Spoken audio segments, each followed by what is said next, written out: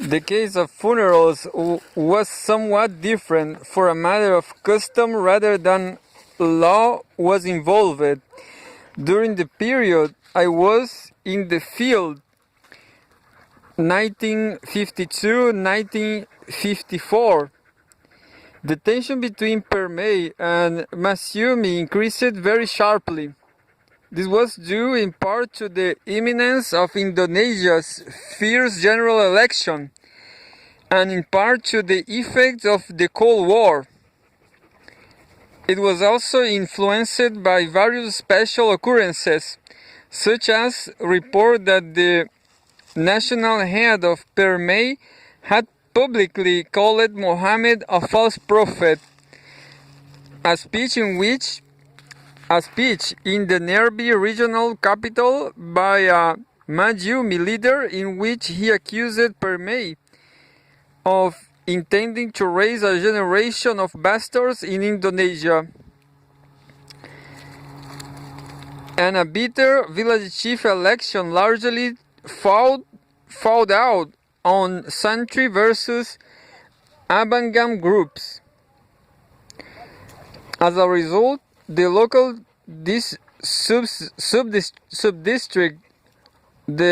sub-district officer, a worried bureaucrat trapped in the middle, called a meeting of all the village religious officials, or modins.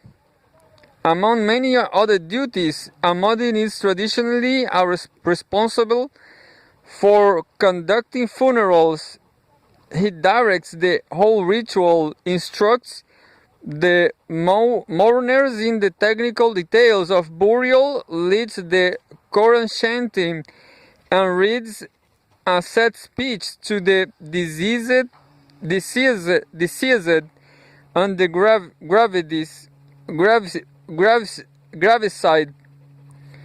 graveside.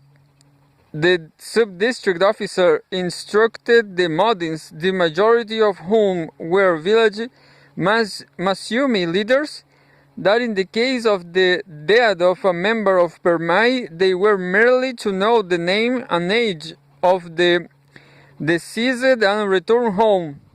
They were not to participate in the ritual. He warned that if they did not do as he advised, they would be responsible if trouble started, and he would not come to their support.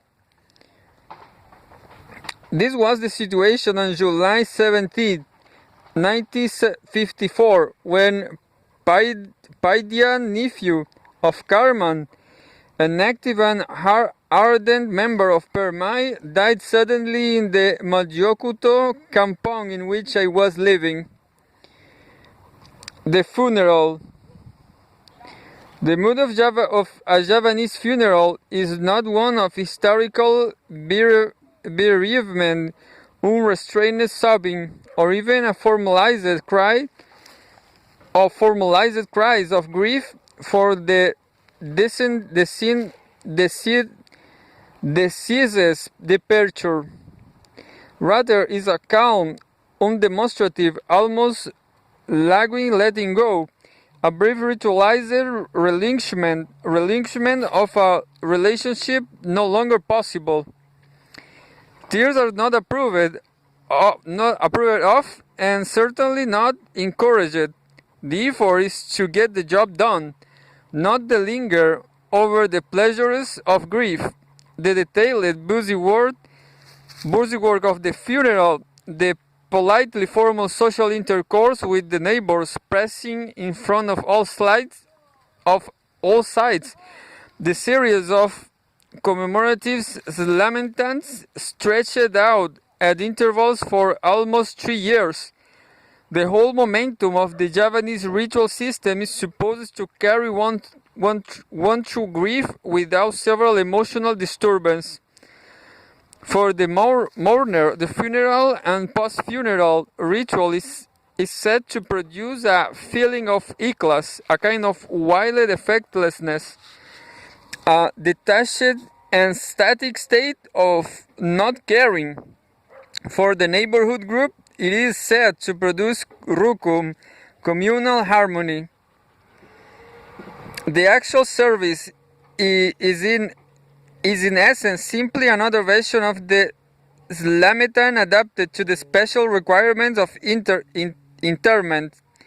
When the news of a death is broadcast through the area, everyone in the neighborhood must drop that he is doing and go what he is doing and go immediately to the home of the survivors. The woman brings bowls of rice, which is cooked up into a slametan. The men begin to cut wooden grave markers and to dig a grave. Soon the mudding arrives and begins to direct activities. The corpse is washed in ceremonially prepared water by relatives who unflinchingly hold the body on their laps to demonstrate their affection for the deceased, as well as their self-control. Then it is wrapped in muslin, about a dozen sentries, under a leadership of the Mueddin, chant Arabic prayers over the body for 5 or 10 minutes. After this, it is carried amid various ritual acts in a ceremonial procession to the graveyard, where it is interred in prescribed ways. The Mueddin reads a graveside speech to the deceased, reminding him of his duties as a believing Muslim. And the funeral is over, usually only 2 or 3 hours after death. The funeral proper is followed by commemorative lamentants in the home of the survivors at 3, 7, 40, and 100 days after death, on the first and second anniversary of death, and finally on the 1000th day, when the corpse is considered to have turned to dust and the gap between the living and the dead to have become absolute. This was the ritual pattern which was called into play when Paijian died. As soon as dawn broke, death occurred in the early hours of the morning. Carman, the uncle, dispatched a telegram to the boy's parents in a nearby city, telling them in a characteristic Javanese fashion that their son was ill. This evasion was intended to soften the impact of death by allowing them to become aware of it more gradually. Javanese feel that emotional damage results not from the severity of a frustration, but from a suddenness with which it comes, the degree to which it surprises one unprepared for it. It is shock, not suffering itself, which is feared. Next, in the expectation that the parents will arrive within a few hours, Carmen sent for the Mueddin to begin the ceremony. This was done on the theory that by the time the parents had to come, little would be left to do but enter the body, and they would thus once more be spared unnecessary stress. By 10 o'clock, at the very latest, it should all be over. A saddening incident, but a ritually muted one. But when the Mueddin, as the latter told me, arrived at Carman's house and saw the poster displaying Permai's political symbol, he told Carman that he will not perform the ritual. After all, Carman belonged to another religion, and he, the Mueddin, did not know the correct burial ritual for it. All he knew was Islam. But I don't know your ritual. The Christians have their own ritual and their own specialist, the local preacher. But what does Permai do? Do they burn the corpse or what? This is a slight allusion to Hindu burial practices. Evidently, the Modin enjoyed himself hugely in this interchange. Carmen was, the Modin told me, rather upset at all. This is an evidently surprised, for although he was an active member of Pernai, he was a fairly unsophisticated one. I had evidently never occurred to him that the anti-Muslim funeral agitation of the party will ever appear as a concrete problem, or that the Modin will actually refuse the officiate. Carmen was actually not a bad fellow, the Modin concluded. He was but a dupe of his leader.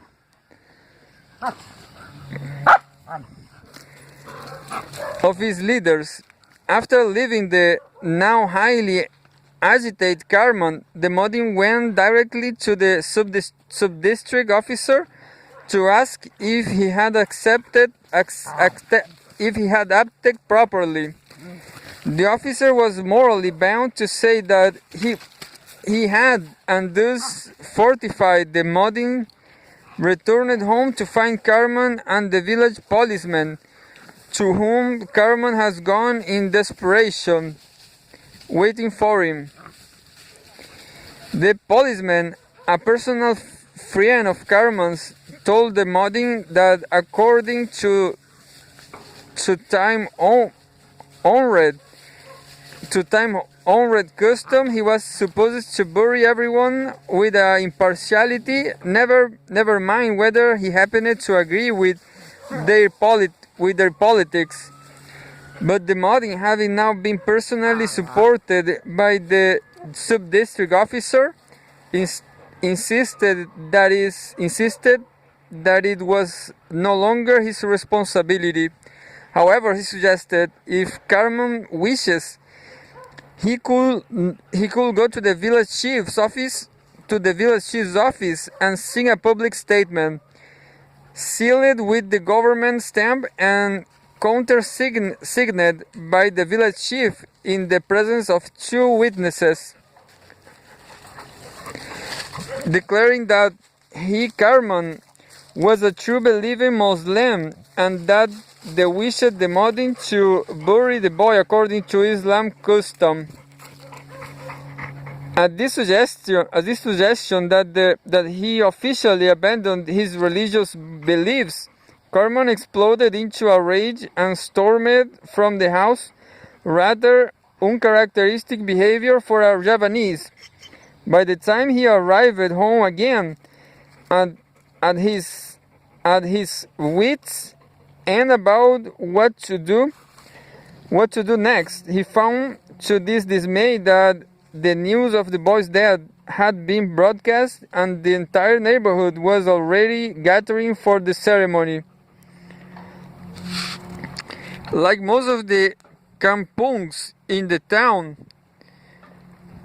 of Mojokuto, the one in which I lived consisted both of pious sentries and ardent Abangans, as well as a number or less intense adherents of either side, mixed together in a more or less random manner.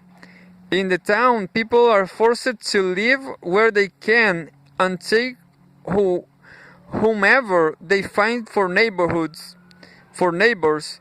In contrast, the rural areas where whole neighborhoods, even whole villages, still tend to be made up almost entirely of either Abangans or santries. The majority of the santries in the kampung were members of Masumi, and most of the Abangans were followers of Permai. And in daily life, social interaction between the two groups was minimal. The Abangan, most of whom were either pretty artisans or manual laborers, gathered each late afternoon at Carmen's roadside coffee shop for the idle, twiddling conversation which are typical of small town and village life in Java. The sentries, tailors, traders, and storekeepers, for the most part, usually gathered in one or another of the sentries run shops for the same purpose.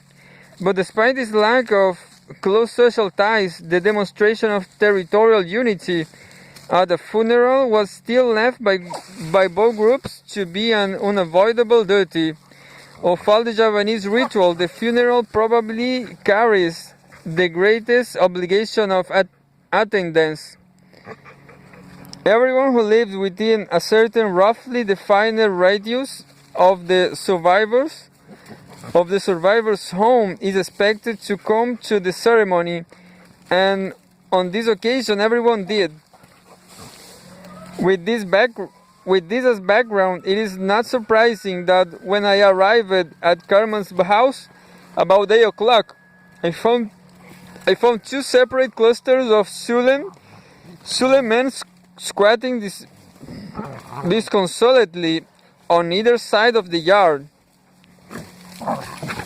A nervous group of whispering women sitting idly inside the house near the still closed body, and a general air of doubt and uneasiness in place of the usual quiet business of Slemetan preparing, body washing, and guest greeting.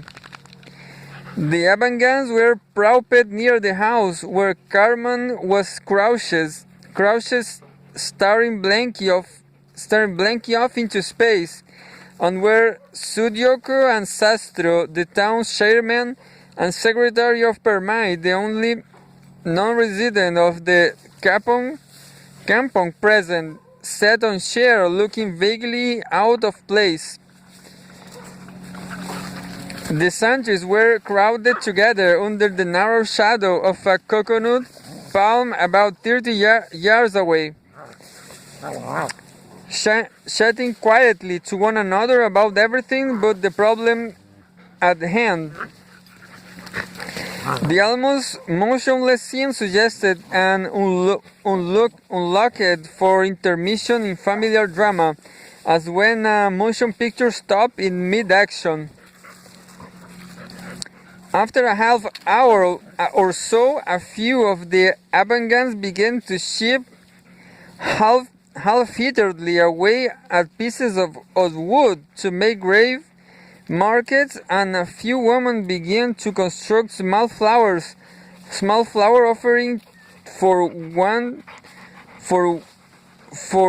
one of anything better to do.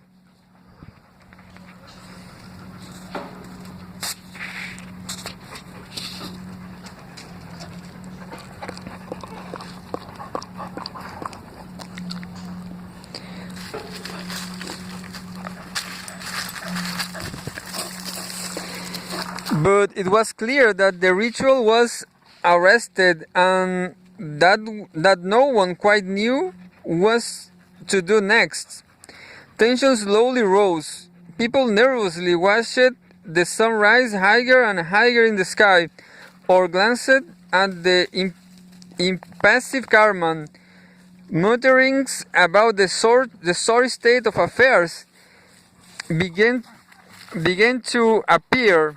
Everything these days in a political problem. An old traditionalistic man of about 80 grumbled to me, "You can't even die anymore, but when it becomes a political problem."